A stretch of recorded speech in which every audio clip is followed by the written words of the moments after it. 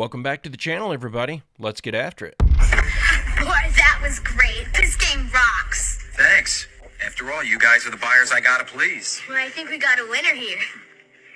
The only thing that's weird is, see, you're surfing in your sweaters and jeans. It sort of ruins the reality of this. You really ought to be in swimsuits. That may be winter wear in Hawaii, but not DC, which stands for darn cold. But you're wearing underwear, right?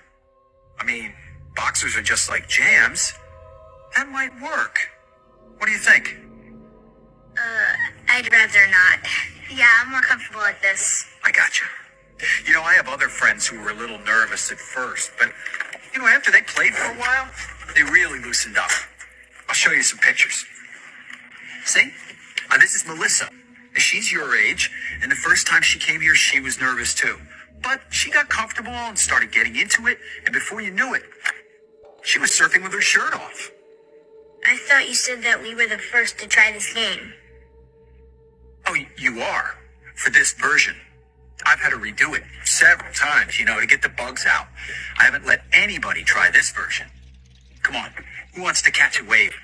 You don't have to take off your pants. Just take off your shirt. I think we should go. Hey, what's the rush? Listen, let's forget about Surf City. I have been having a lot of trouble. Level 6 of Ultra Blaster 4. Oh, Ultra Blaster 4. You know, I bet a smart kid like you could really help us figure this out. No, I gotta get home for dinner. Ah, that's too bad. Karen, you can still stay, right? Yeah, I guess. No, she's having dinner at my house, right? No, I'm not. You are tonight. Why are you acting so weird? Low blood sugar. I'm hungry. Come on. Okay, I'll go. Hey, you guys can come back anytime you want. Just don't forget our little agreement not to tell your parents. You don't want them mad at you for buying bootleg games. Don't worry, we won't tell anybody about anything. Is it just me, or did it feel like the writers were awfully familiar with how a situation like that might play out? This is a hard one to judge. Part of me is shocked that they had this in a kid's show, but part of me is glad that they put something like this in a children's show so that they can warn kids that not all adults are good people with a good agenda. That was certainly hard to watch, but I don't think it necessarily means anything bad that they put this plot line in. This could genuinely be an attempt at educating children, and that's how I'm going to choose to look at it. At least that's what I hope that was. In 1992, Kathy O'Brien stood up in front of the world and predicted almost exactly what we're dealing with right now in regards to UFOs. But she was telling us to beware because there's a chance that they aren't actually aliens and it's all the result of Project Bluebeam. This was absolutely mind-blowing. Just check this out. Showed me his office at General Dynamics, a then top secret stealth. Here was this triangular stealth that wasn't in any of the school books, wasn't being talked about anywhere. It looked like a spaceship to me. I'd never seen anything like that. And everything that J. Bennett Johnson was doing and he was involved in certainly was alien to me. So it was easy for me to accept the idea that what was happening was in fact being perpetrated by aliens. But what I am saying is that it was my experience that these were people claiming to be aliens.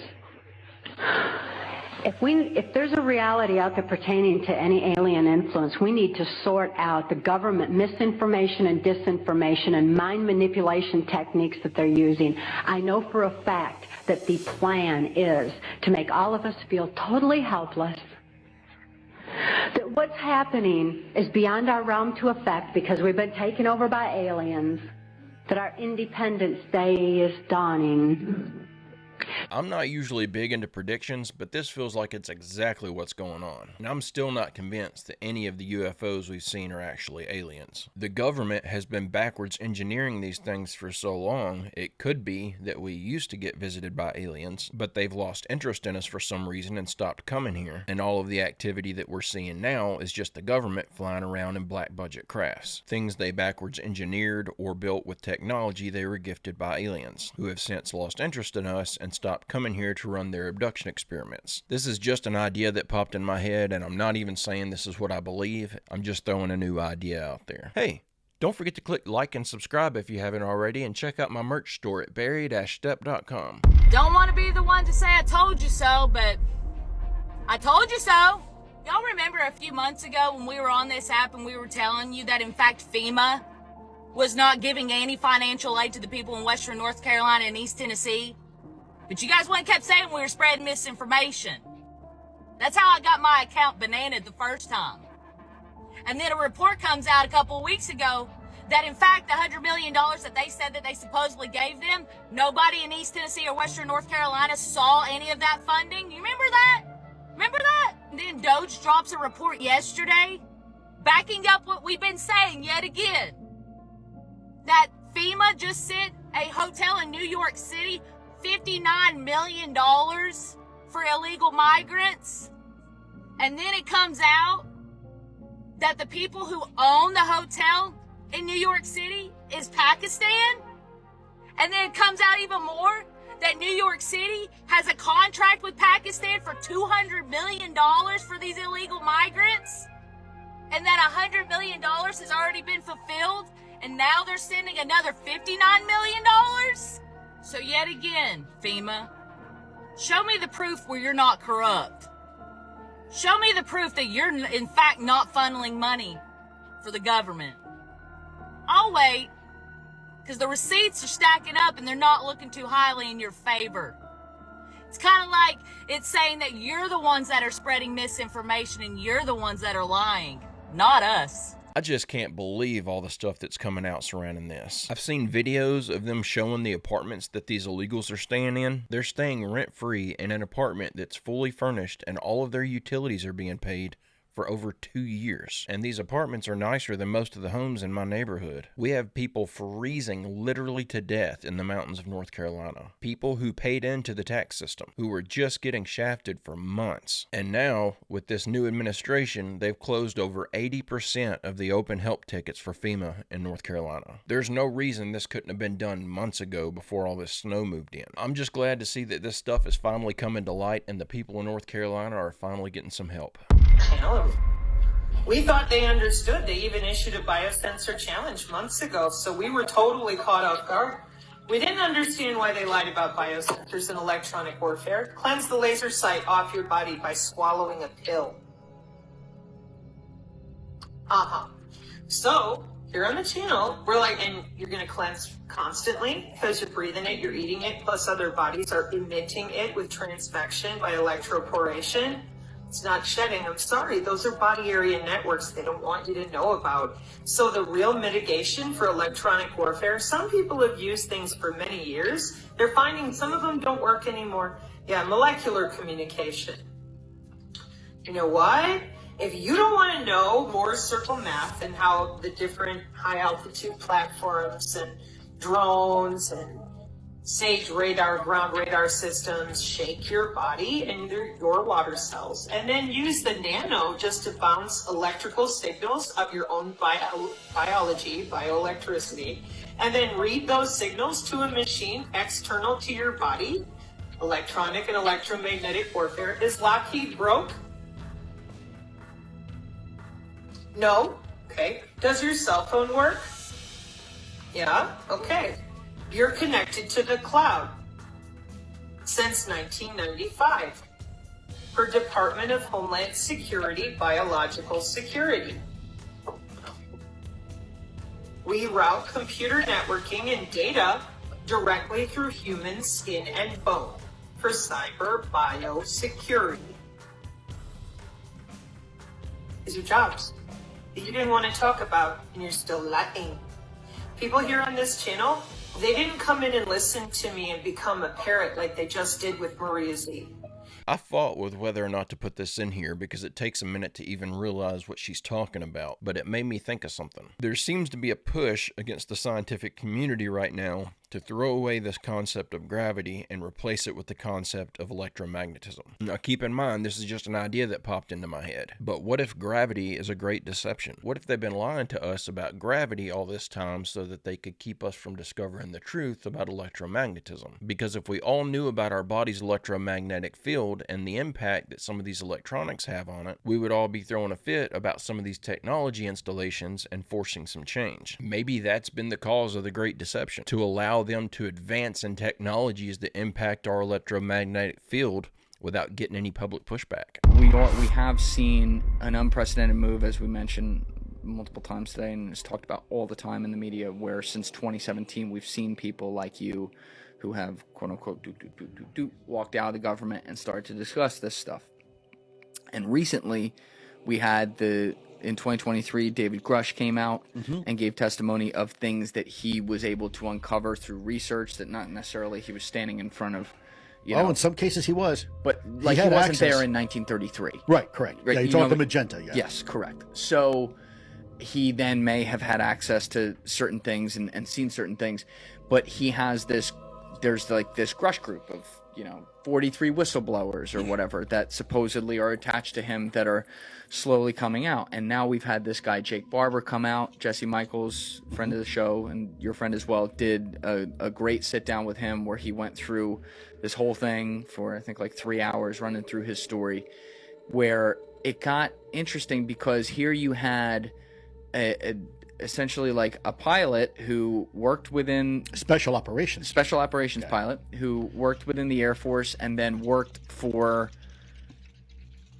a contractor, right, for projects on behalf of the government, where he claims that he was a part of crash retrievals and recovering things that are not of this earth, which I will actually defend him and say the way that he said he came up with that, if I understood it correctly, is that it was his opinion when he looked at it, was not of this earth. It wasn't like, someone came to him and said that's not of this earth. Yeah, so it's his personal observation. Right. So maybe, devil's advocate for him, it could be some crazy advanced technology with this egg thing that, he doesn't know about. Well, remember the words of Arthur C. Clarke, right? It said, no, any advanced technology would appear like magic. Yes, okay. All right, yes, I am familiar with that. So it could mean, like, you might look at advanced technology and not even be able to conceive it and think that that's extraterrestrial. That said, what do you think of this guy's testimony?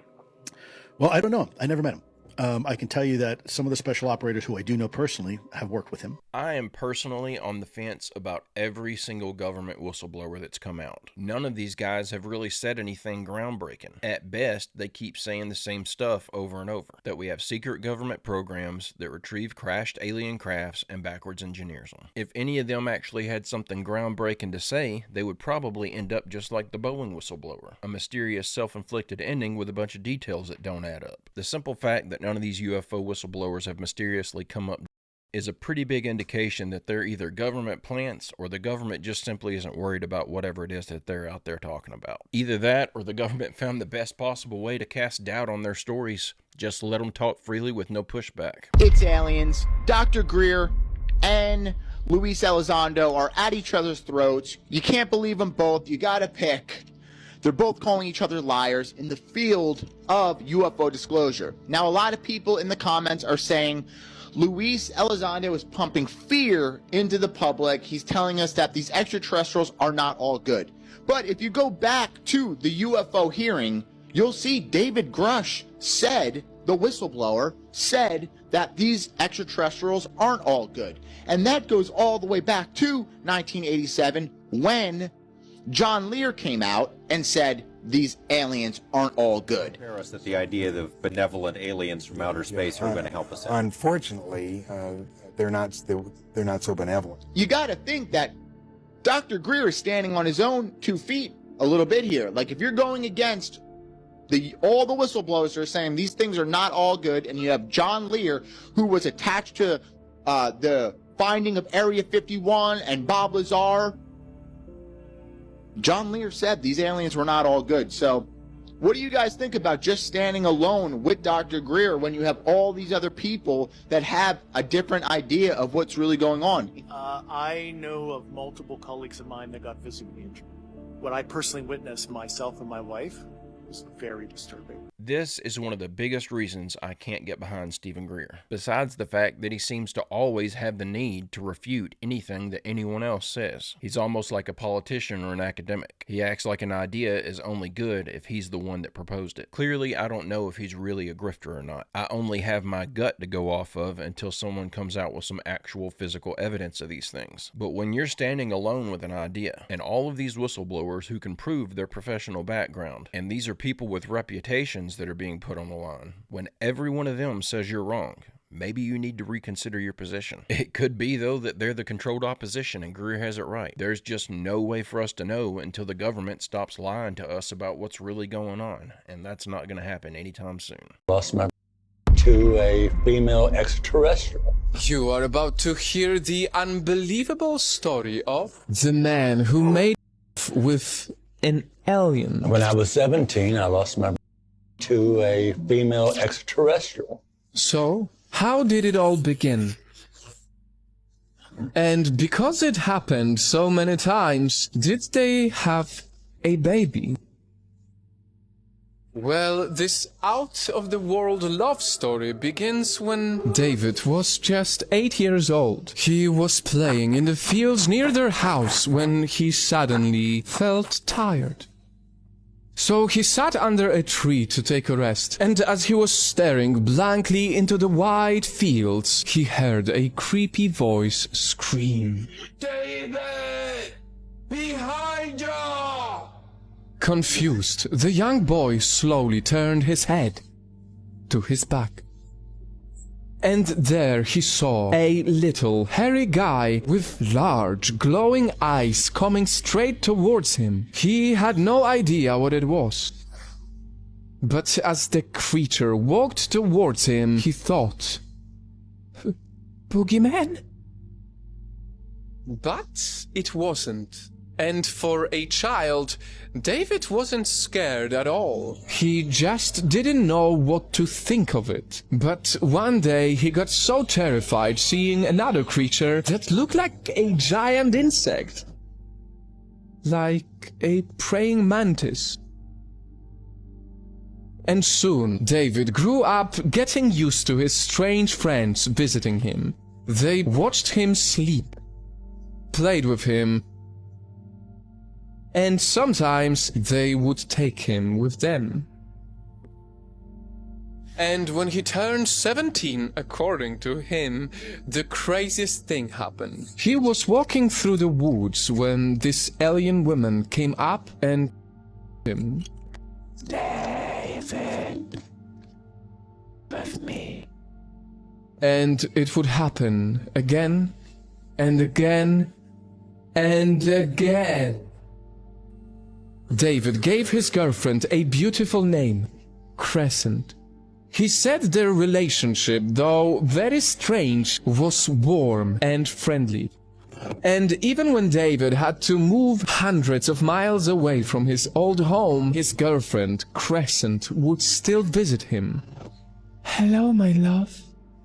See, David moved so he could study art, and because of this, he started painting his encounters with the aliens until he already had more than 150 paintings.